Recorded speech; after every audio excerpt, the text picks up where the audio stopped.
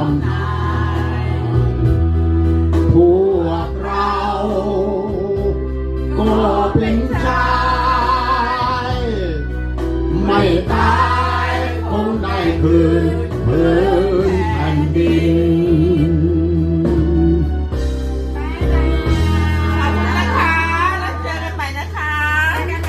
ขอให้ทุกท่านมีสุขภาพแข็งแรงสมบูรณ์จะทำอะไรก็แล้วแต่ขอให้ประสบผลสำเร็จทุกท่านครับ